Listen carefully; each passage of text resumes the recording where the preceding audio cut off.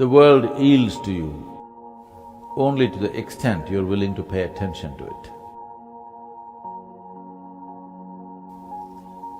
If there's an unwavering attention towards something, it doesn't matter what the thing is. If there is an unwavering attention towards something, then the liberation, the possibility of freedom cannot be denied to that one. Or in other words, the essential problem of human situation is a certain lack of attention.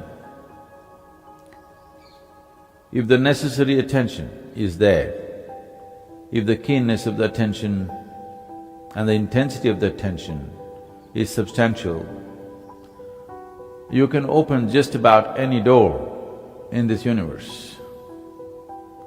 How keen is your attention? Or how intense, how much energy behind your attention? This is all that determines this.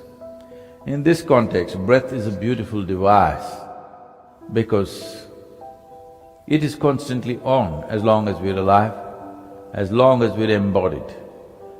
Breath is on, and it's inevitable that you have to notice it.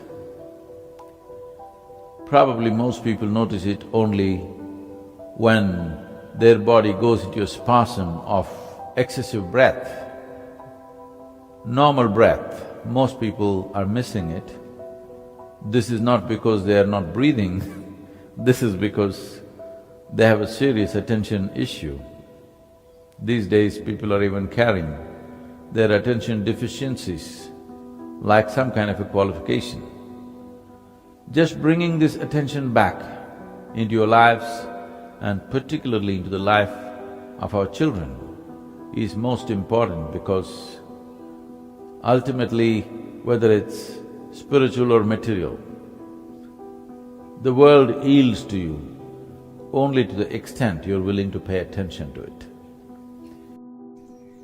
As one's awareness gains the needed sharpness or keenness, when this begins to happen,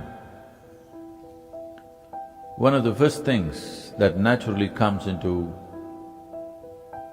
play is the breath. It's amazing how most human beings live without being aware of the breath, which is a certain level of mechanical action in the body, which is constant and continuous. It's truly amazing how so many people can live without being conscious of it.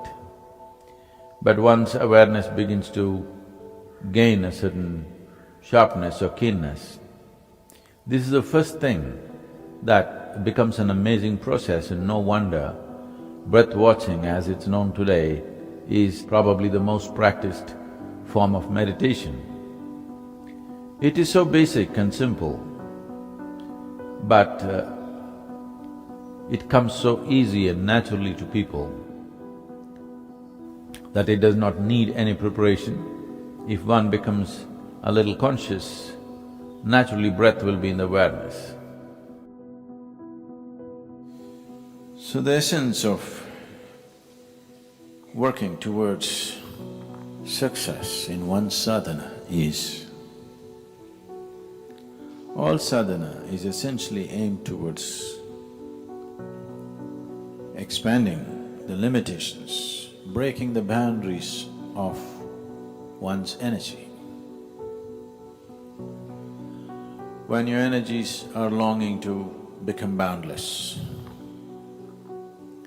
in your thought and emotion, if you're identified with limited things around you, then you will create an unnecessary tussle between the two forces.